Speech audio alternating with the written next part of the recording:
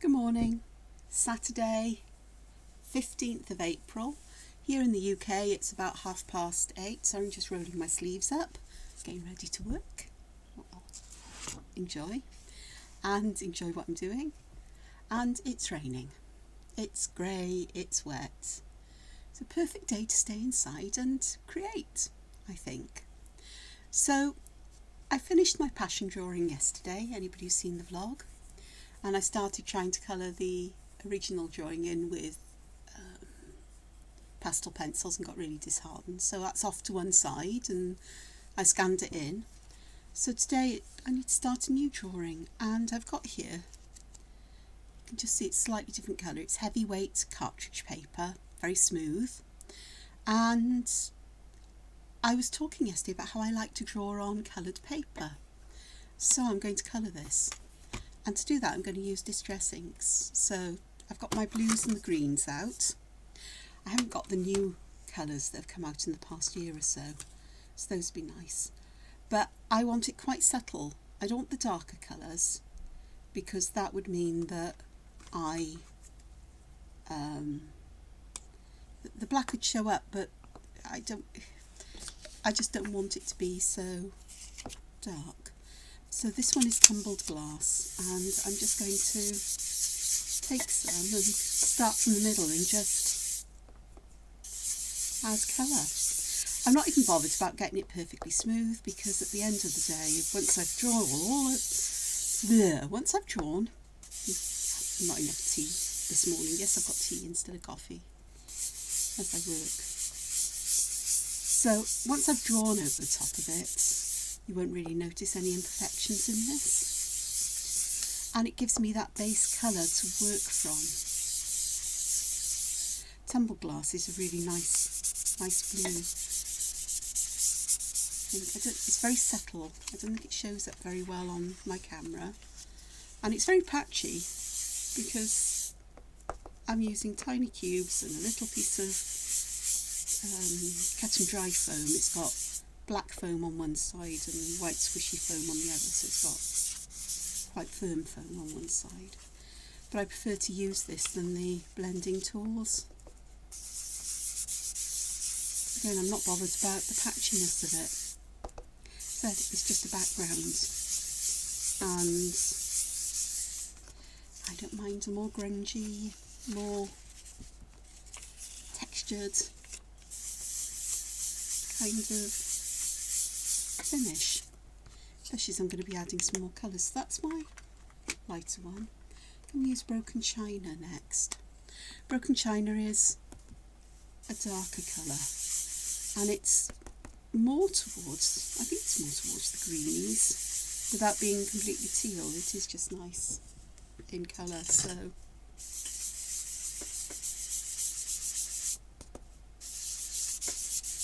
you see how much more of a colour it's giving here than the tumbled glass. I'm going to overlap it that little bit just so there's a kind of blending, but I quite like having things dark around the edge.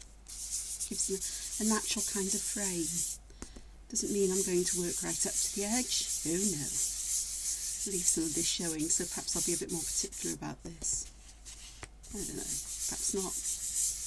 You can see as well that as I add colour around the edges, I'm getting a natural frame as well, that darker edge, which is that natural kind of framing for the whole sheet. Well, that's plenty of colour there. Right. I tend to start in the corners because I don't mind them being quite so dark, because that's fine as well. Just a question of just adding colour until I'm quite happy with it. I'm getting there. That was a big swirly mess there, perhaps, but it'll be fine. And as the distress ink dries and soaks into the paper, it does become a bit more subtle, and a lot of these lines do fade. What I could, if I wanted to, once I've done this, is use some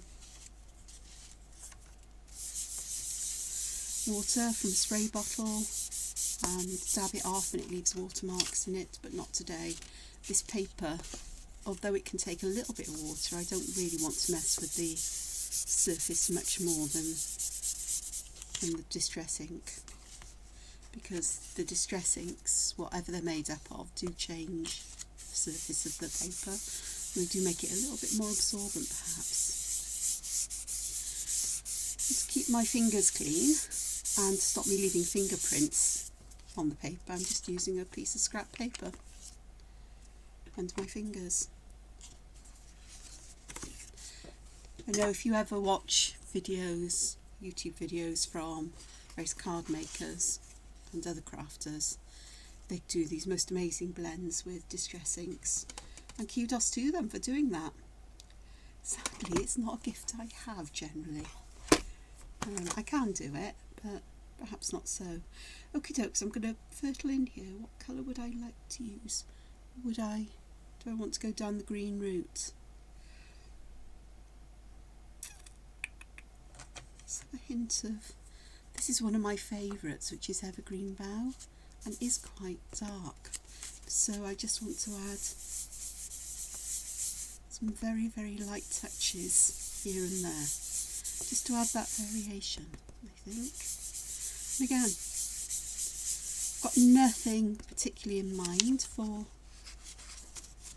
what's going to happen here, and I may lose a lot of the tumbled glass, but that's fine by me because it'll end up what it ends up as, and I'll work with it. There is something lovely about being able to make your own kind of coloured paper like this. And distress inks are really nice to do this. There's another version of distress inks called Distress Oxides, and Distress Oxides are much more opaque. They've got a lovely velvety finish, and as beautiful as they are, I'm not very keen on using them to colour paper that I'm then going to draw on, because they tend to clog up pens, and I'm not a fan of that, because I like my pens to last for as long as I can, and I have enough trouble getting things like Unipin pens and Sakura pens, because I'm so heavy-handed with pens generally, to last until they've actually run out. Okay, so this one is Peacock Feathers, and it's just adding a bit more blue around the edges perhaps of this lovely kind of it's more of a bluey green, it's more towards a teal than it is a blue. So I'll just do a bit more over here. Of course the colours are affected because this paper isn't exactly white. You can see the colours down here. It's a creamy off-white kind of colour, heavyweight cartridge paper, but I'm quite happy with that. So let's just pop those to one side, out of my way, because I will end up with getting annoyed with it. Move that, and there we go. There's my coloured paper, ready for me to work on.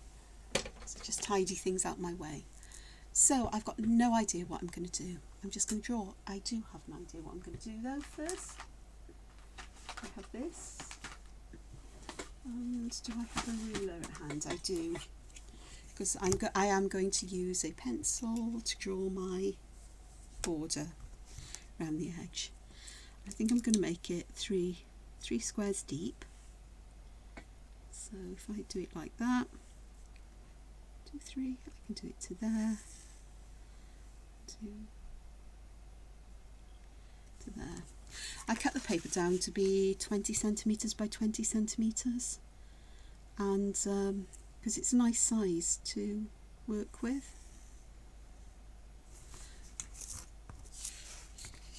I like the square format. I do admit I do like a square format to work on.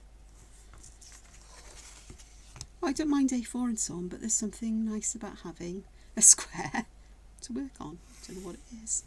So there we are. So I have used a ruler to pop those lines in. They're very subtle.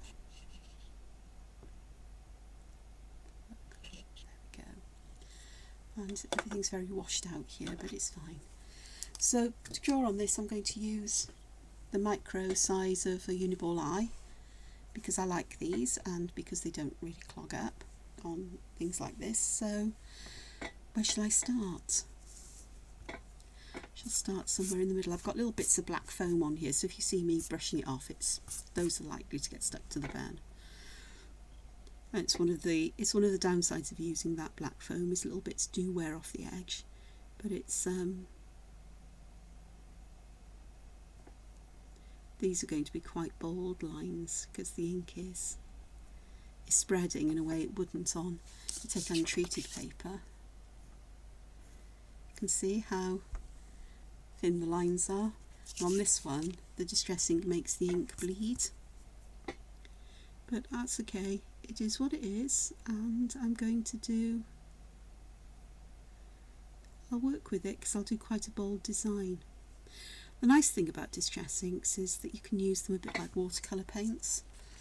So I could, if I wanted to, use them with a damp brush, smush them, press them down, smush them down onto a piece of plastic, and use that then as a palette, and use a damp brush just to pick up a tiny amount of the intense ink colour and use it to add shadow and spread it out to give a gradient. Don't know whether I'll do that. It may just be that this is one of those cases where this gets scanned in, and then I can do an underlayer of colour in a digital manner. So there we are. So simple, quick background colour. What's it? 11 minutes in to the video. I've already done that, so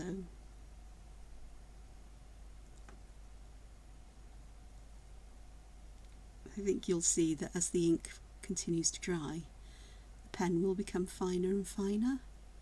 And that's fine, because I'll keep this as kind of the central motif, and it will be really nice to work with later on.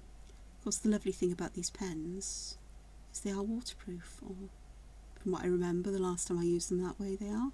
It says so on the barrel, and I think they remain waterproof even when I've put them on top of a distress ink coloured background.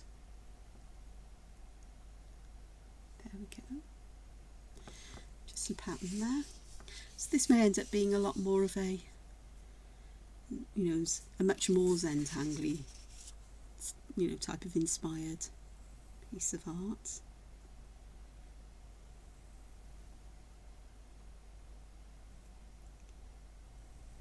I haven't got my little book out today, so this is all out of my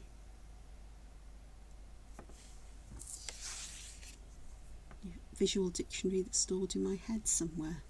Patterns and shapes that I like to use. Oh gosh, I've smudged. Yeah, forgot. It takes a bit longer for ink to dry on this. It's okay, I'll work around it. I'll disguise those smudges there with some patterns later on.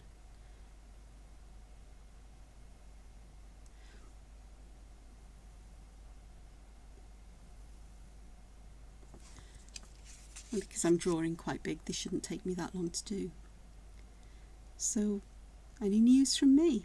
Well, yeah, I've got a Zoom meeting set up tonight for people to join from about 8 o'clock UK time. I don't know what that is in other time zones, but if you Google something like 8 PM, what is 8 PM US time in whatever your time zone is? Did I say US time? I meant UK time. In whatever your time zone is, you should get the answer back, or ask Alexa or Siri or whatever. And Brett's going to be there as well. We organised the time for when Brett could join in, because she's really keen on meeting as many people from the group via Zoom. And she is the mainstay of the group. She's the one who keeps it running and does the admin and stuff. I'm the person who does the weekly template and organises Zoom meetings. It's really quite disconcerting though at times, because I get emails from Google, is it Google or from Zoom, telling me that so-and-so's joined your meeting, and I'm thinking that my meeting shouldn't be live. Shouldn't be anybody there. And so I use the link they sent me, and it tells me, if you're the host, start the room. So I'm guessing people are getting that, because it's been worrying me that you get a message that says, you know, somebody's joined your meeting. I guess people are just hopeful that somebody might be there at that point in time, and I'm not, because I'd like Brett to be there, and it's nice for people to meet both, I guess, because, you know, and it's just nice to meet people. So that's happening later today, exclusively for members of the Facebook group.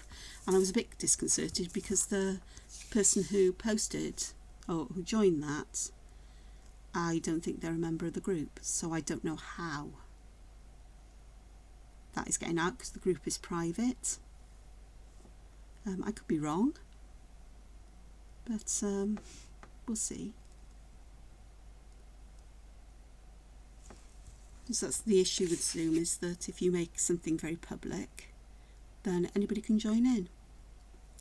And I'm doing my best to keep it as private as I can for this, because it's for members of the group.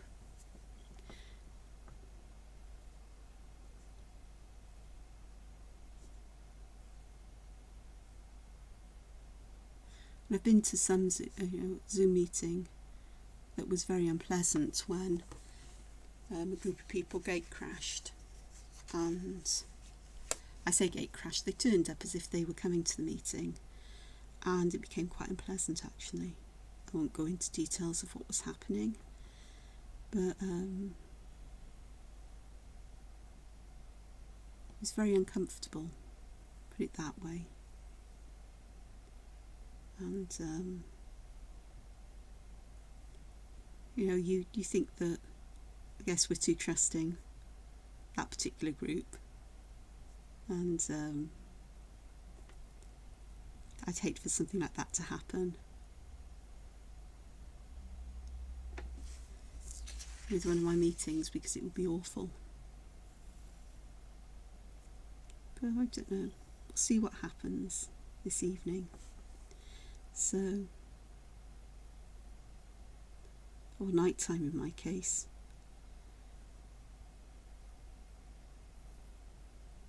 The last meetings we've had have gone on, well, it's been midnight, all, you know, so, and I've been absolutely shattered the next day and the day after, because it interrupts my sleep pattern.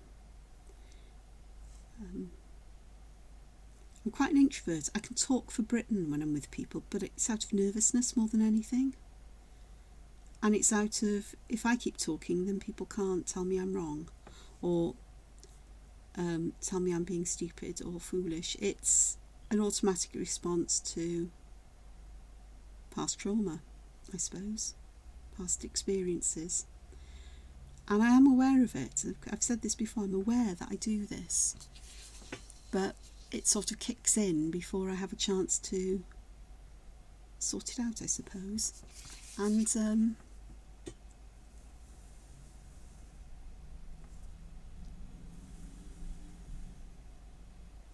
but I've become much better once I become more familiar with people and the situation I'm in, and I relax more and I don't get so uptight.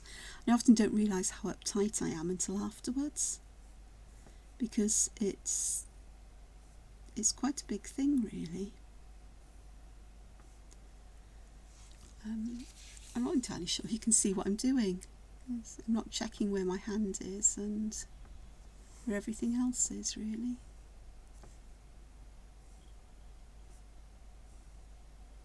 You can see what I'm doing there.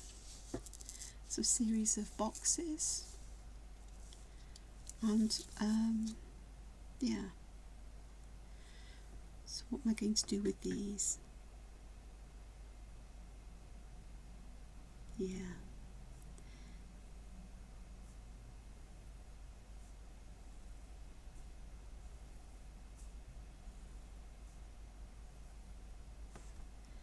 So there's that. My hand drum or tongue drum arrived yesterday, and so I've been having a play of that, and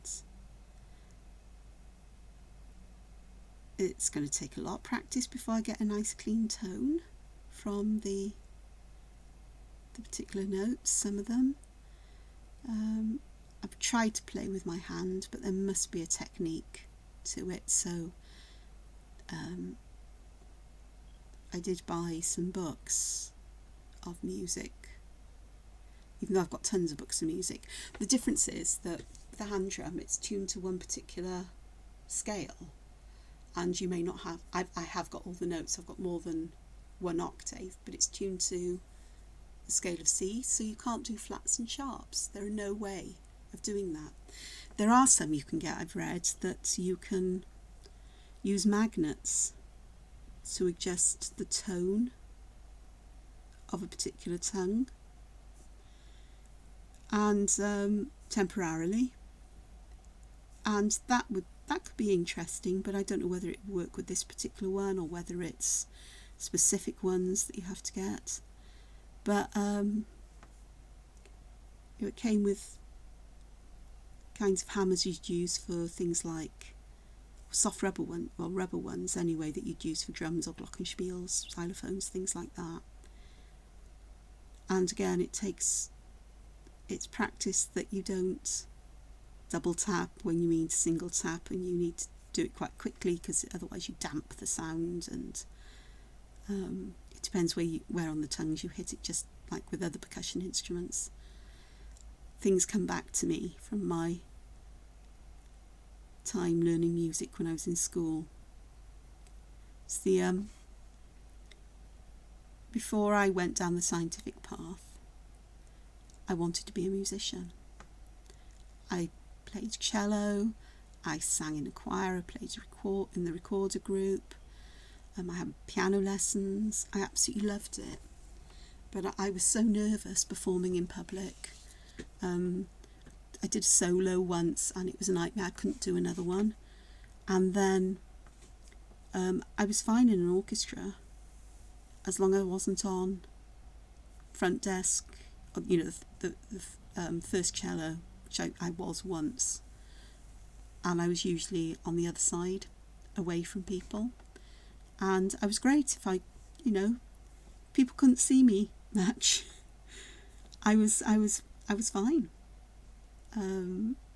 I could play perfectly, but as soon as I was high visible, I'd go to pieces. And I think, looking back, that's part of the reason why I ventured away from this, because I just didn't have that kind of confidence. Same, happy in a choir. Don't stick me at the front. Let me lurk somewhere at the back and I'll happily sing to my heart's content. But put me as if I'm in the spotlight and I go to pieces. I did manage it once. The school I worked at, there was I think it was a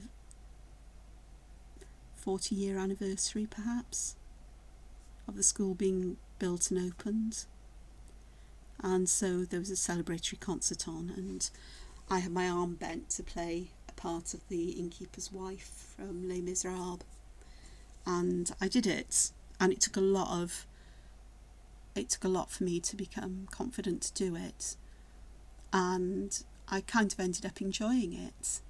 But it was such something that was so out of character to me, and I've never really acted or anything like that. It was really, really difficult. And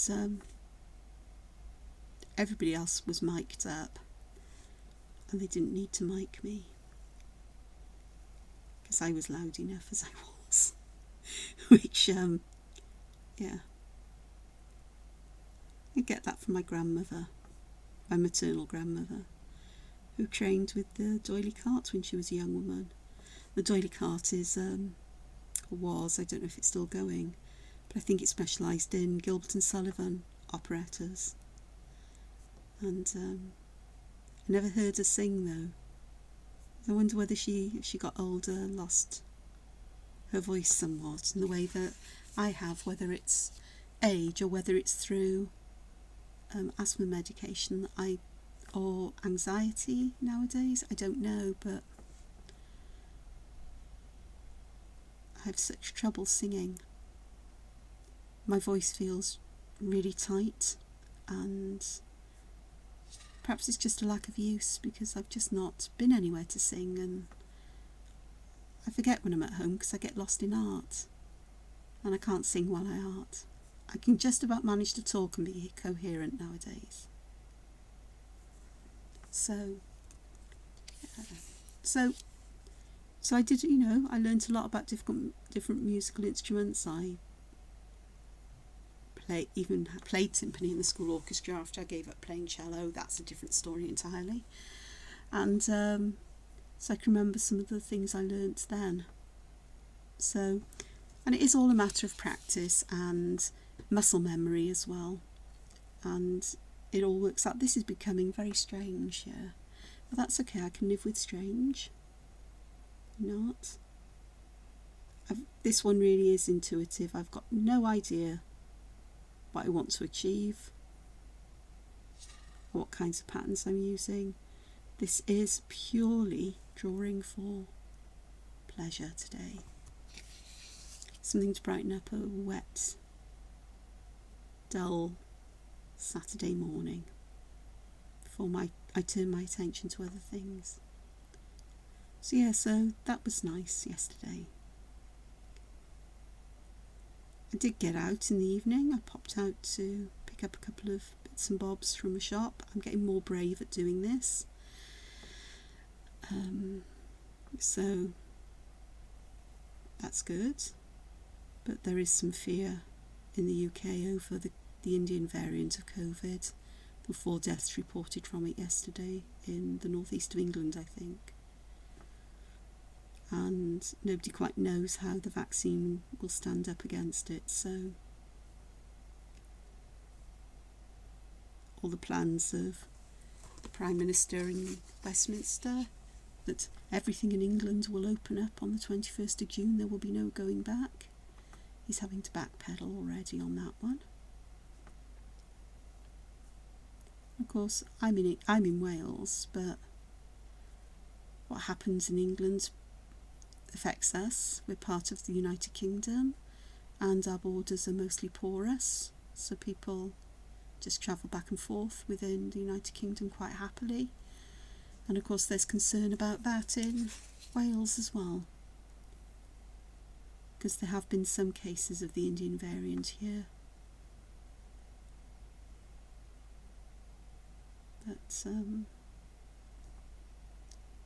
not a huge number, so again, there's not a lot known about it at the moment. There's too few numbers in Wales, England, but apparently it's of some concern.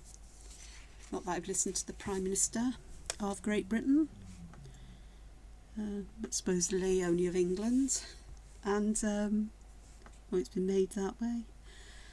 And I really don't know what he has to say, because I just can't listen to him. That's me. It's difficult. But I'll catch up, no doubt, on news websites and so on. Find out what that is about. And in fact, I prefer to find out what it's about from scientists.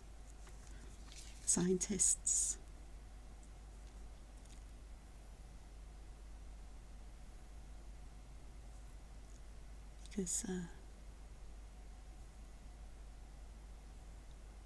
that then isn't information that's necessarily been politically spun.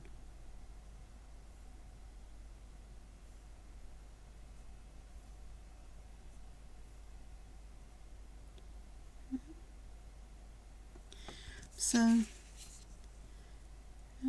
I'm still starting to do things that I used to do before the pandemic, but it's really not easy. Yesterday though, I did actually enjoy walking around in the evening, late evening, the supermarket quite quickly, and there was that sense of, oh, this feels a little bit normal. I'm wearing a mask, everybody's masked, but people were, the shop workers, they were chatty and greeting, and which was lovely. Some tea, it's getting cold. So that was nice, and I'm going to try not to go too often, because the temptation is just to pop out now for bits and bobs, which is how I used to do my shopping in the past, and that perhaps is not the best thing to do given the current pandemic, but it does give me the option of going once or maybe twice a week very quickly when it's very quiet for things. And I think perhaps because I've had my first dose of the vaccination, I'm a bit more willing to do this, but a bit less willing at the same time, just in case of that things aren't quite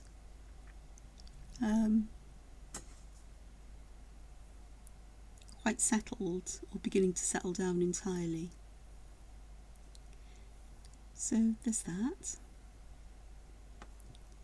We have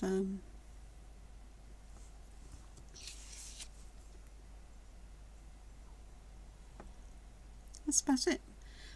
Life isn't really that exciting for me.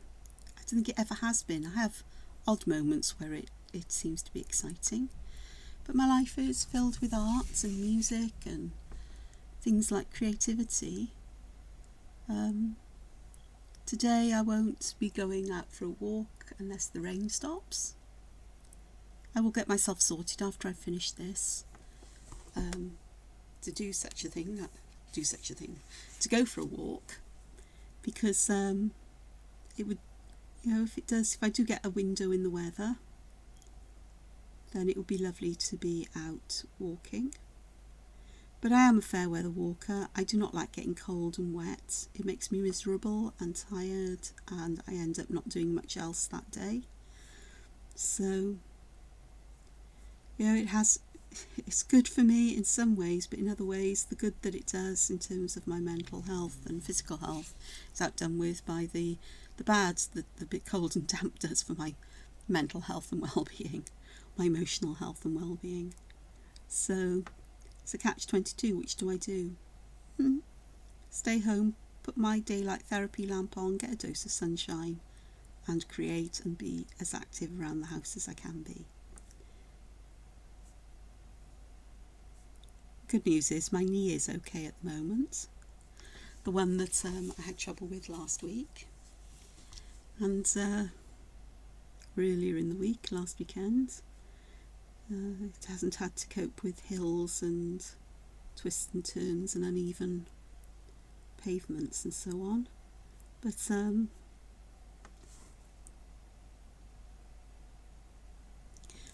it would only take one wrench to upset it again, which is, something I have to live with for the foreseeable future anyway, so.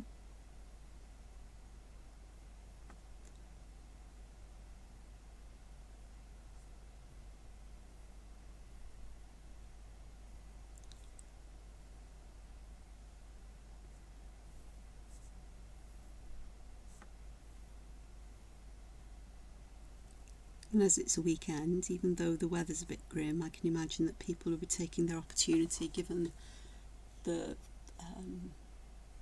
release of restrictions, to go and eat outdoors if it's covered over, and visit places and do things they used to, because shops are open, and places like some of the National Trust or Cadw places and RSPB and so on. Royal Society for the Protection of Birds, RSPB, yeah. Beautiful places to visit. There's one in Newport, and I've been there many a time in the past. I haven't been there for a couple of years though, because well over a year anyway, because of lockdown. But they're open, and I'm not sure if you have to book to visit, but I'd check on their website and find out, or give them a phone call. But it'd be quite nice to go there and have a walk.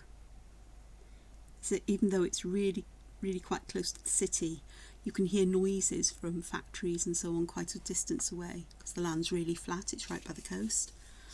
And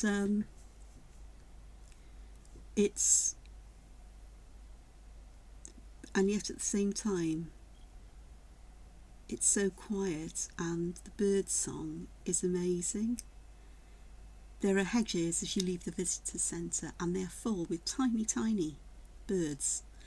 I do not know what particular type of bird they are, but I do know there are different types, and they've all got different types of song, and as you walk past them the right time of year, it's a wall of beautiful, beautiful bird song. And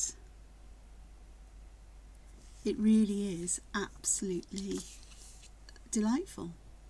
And it's delightful there at all seasons. It changes, the colours change, the mood changes. And I just love it so much. I'm a member of the RSPB. I'm a member of the National Trust as well. I haven't joined CADU or English Heritage, because the last time I was a member, I really didn't use my membership very much. But National Trust I haven't used much.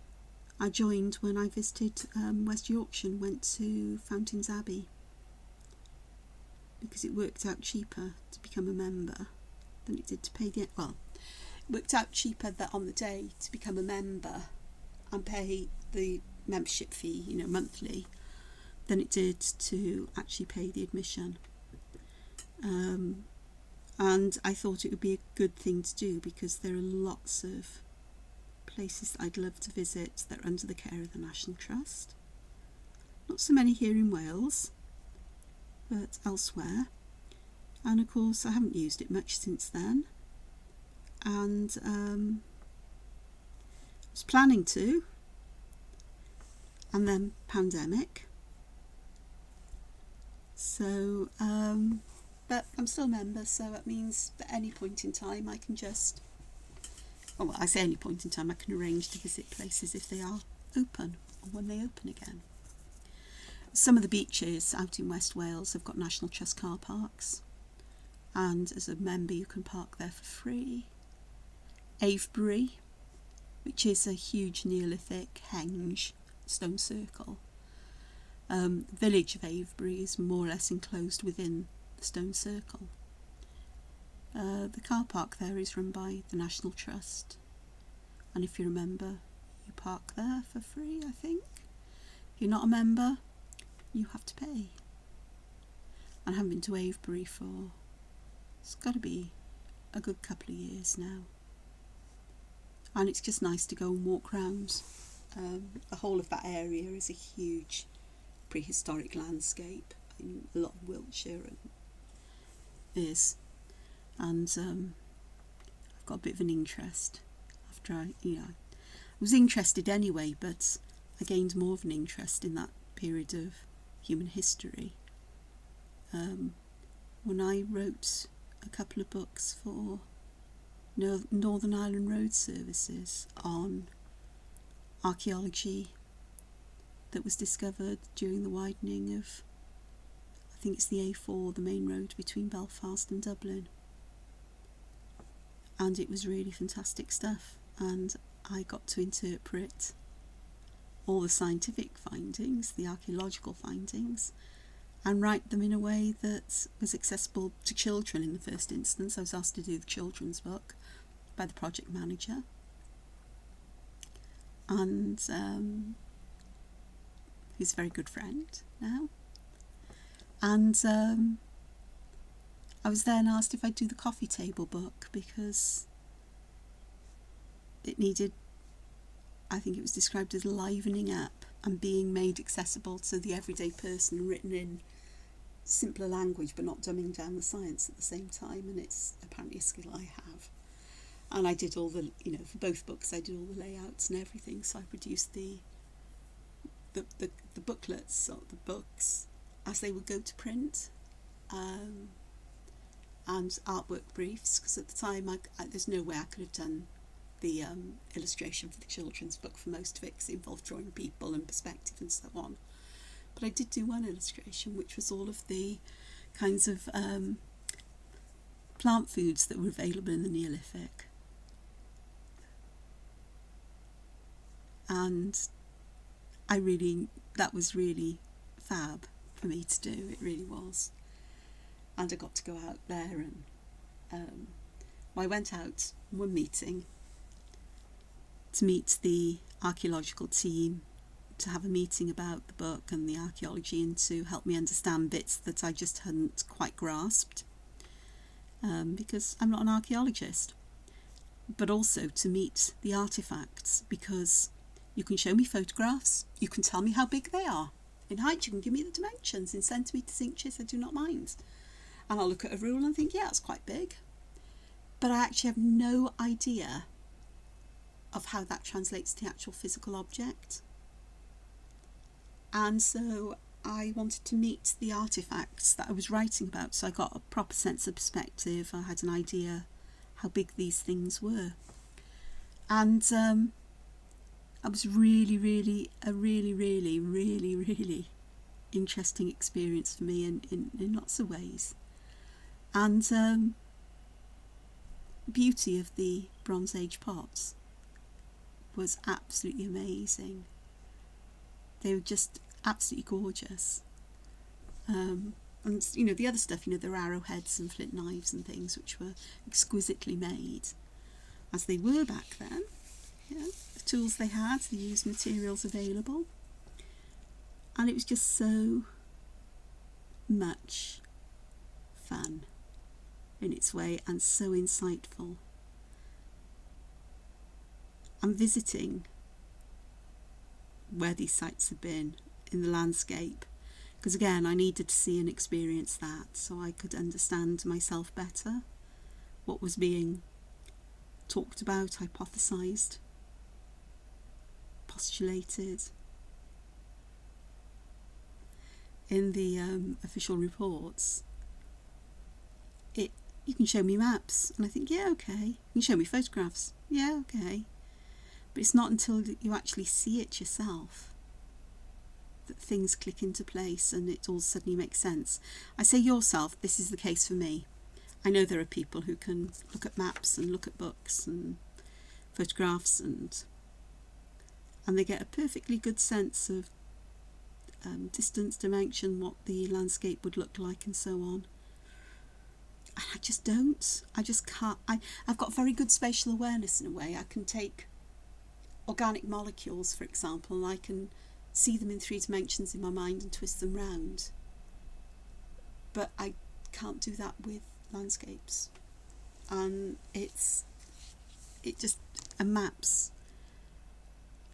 maps will give me the layout, but they don't give me the actual view from the ground.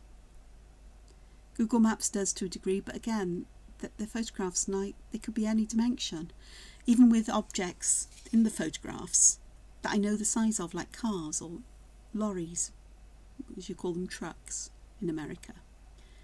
I still don't get that sense of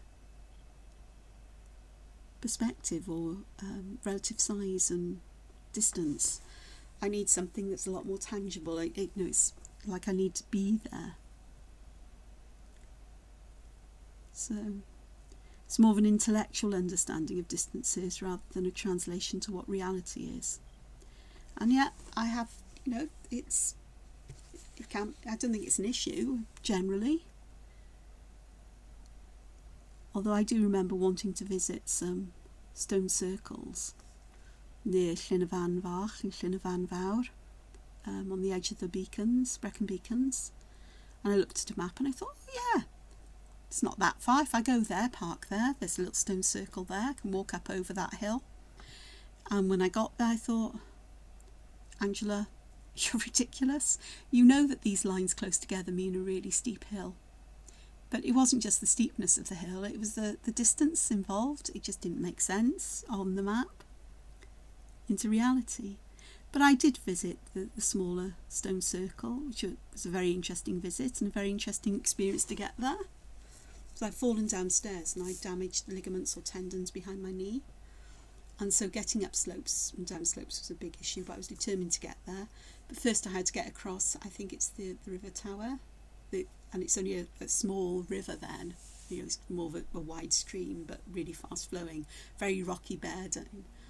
So I had to walk to find somewhere where I could cross that. But I did it, I got there, and I had a nice time there. And it's it's a memory I've got that I won't forget.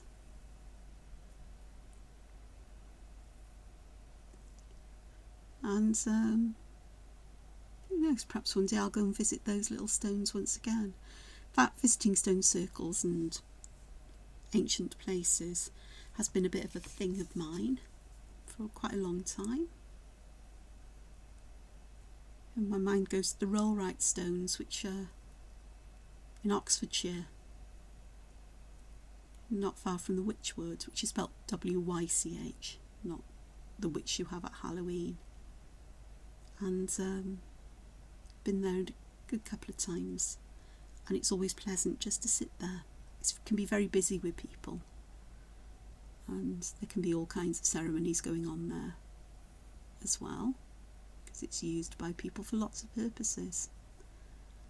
But it's always somewhere nice to visit. And then there's what's the name of it? Do you know what? It's just south of Bristol, Stanton Drew. And it's a much less well visited stone circle because it's a bit off the beaten track in many ways. It's not so well known. And you literally visit a field where there are sheep and cows and the stones are there. There's an honesty box on the gate to leave a donation for the information leaflets if they're there, or for access. I always do, because somebody sort of vaguely maintains and watches over it. But this was actually bigger in diameter than Stonehenge, not as big as Avebury. Avebury's huge. And some of the stones are missing, I think, some have fallen over. But it's just so nice and peaceful because you're in the countryside, and some of the stones are really interesting shapes and they've got really interesting patterns in them. So it's something I do like to do, and there's so many places. Finally got to West Kennet Longbarrow a couple of years ago. I got horribly bitten by horseflies on my shoulders. Oh my God. I've never had such a bad reaction to them. That's simply because every time they bite me, I get a worse reaction. And it took weeks for these to go away. Antihistamines didn't work. A bit of steroid cream did help, but it was a long time before they went. So I'm very wary of going anywhere where there might be horseflies, because they seem to particularly like me.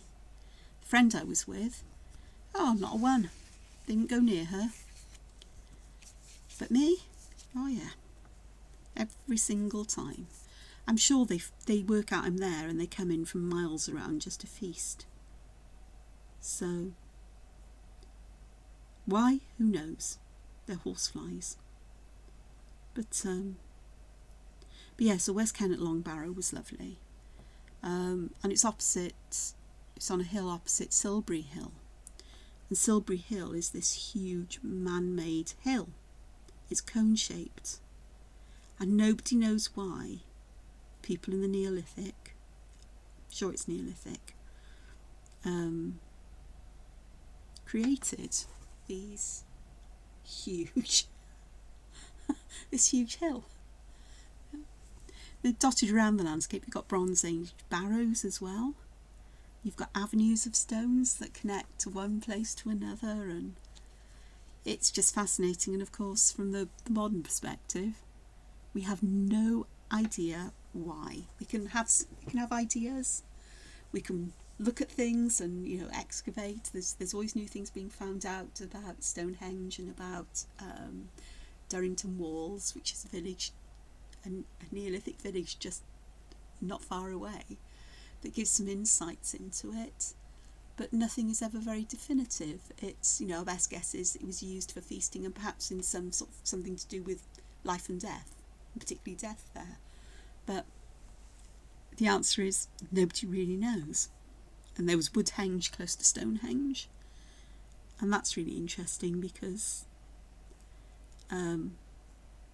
Woodhenge was made of wooden poles which would rot, and perhaps this was where bodies were taken for the flesh to be removed, whether through natural decay or whether through animals scavenging on it. It's a process called excarnation. And excarnation has been practiced all around the world at different periods of human history in each particular area, and still is in Tibet. They call it sky burial.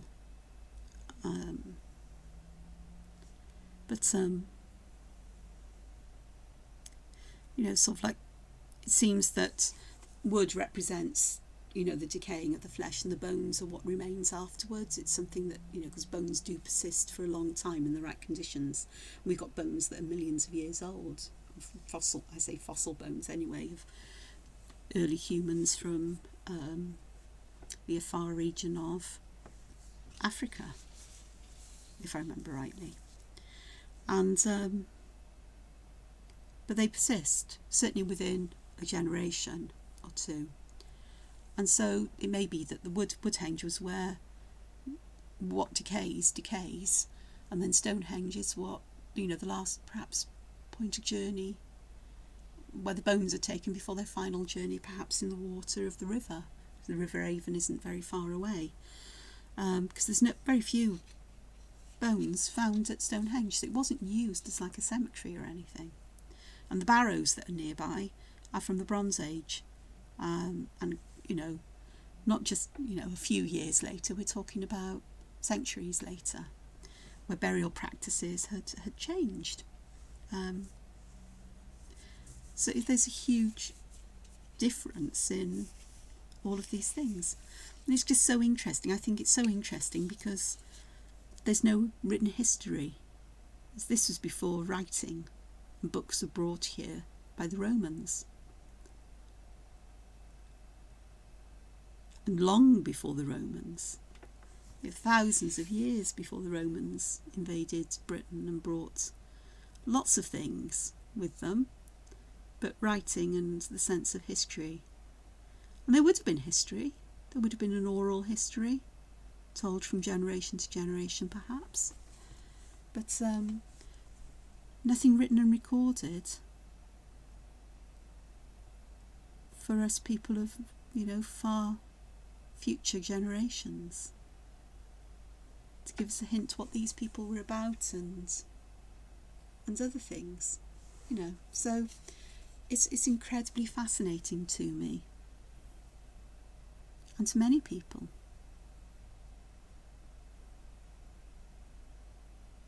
It's a mystery that archaeology and science tries to solve and find some answers to, but it's just possibilities, because unless we have somebody from the past,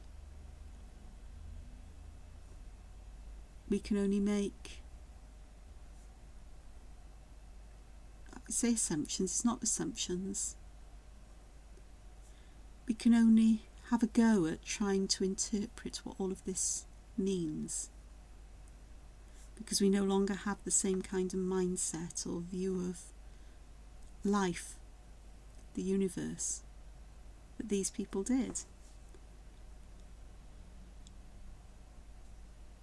And we're trying to work this out from what we have left of them.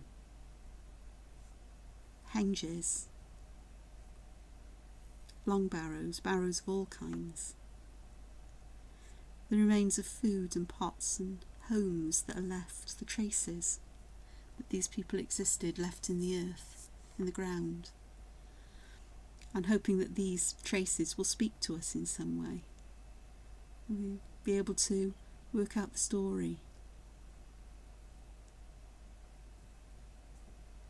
of these people that lived in such a different world in many ways. Their lives were very different. Their technology was very different. And yes, they had technology. And the difference bronze must have made to people from the Stone Ages, where flint was the flint and obsidian and other such stones were the technology of their day, and antlers and wood. And now, we'd consider that to be really low tech and useless, and yet I seem to remember that flint headed scalpels have been used in plastic surgery, particularly on the face, because they cut skin much more cleanly than surgical steel does, and so any scars that are left are even less visible because of the neatness of the cut.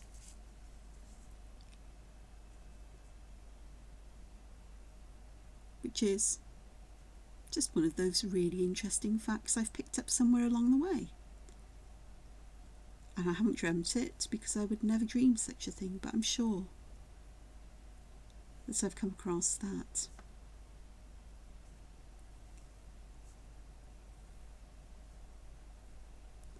So we consider it old technology, and yet, it's still, these materials are still superior in some ways to tools that we have these days and materials we have. So, just fascinating. Can't say that these people, our ancestors, were surgeons in the extreme and plastic surgeons, but there's certainly evidence of surgery. The skulls have been found that have had something called trepanation done, trepanning, where holes have been drilled into the skull for whatever purpose, and done while the person's alive, and people that have had this done have survived the process because there's been bone regrowth, and experts in such things can estimate how much longer they lived for afterwards, and for quite some considerable time, it seems. And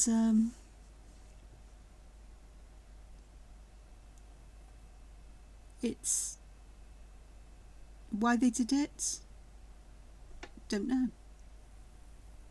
Again, don't know.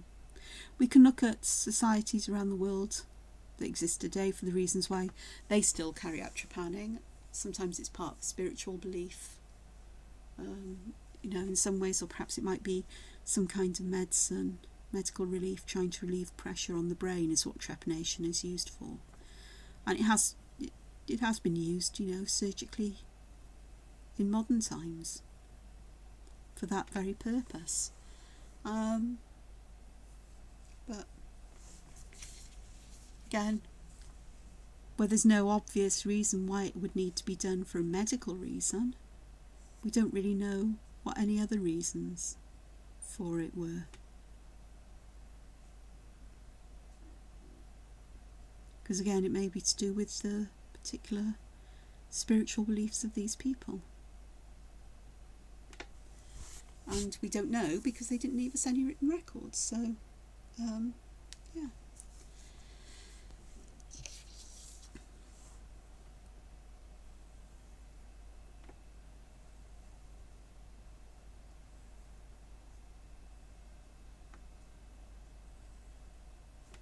There's a lot of what ifs in archaeology, or what does this mean, especially the further you go back if you've got no historical records to go with it.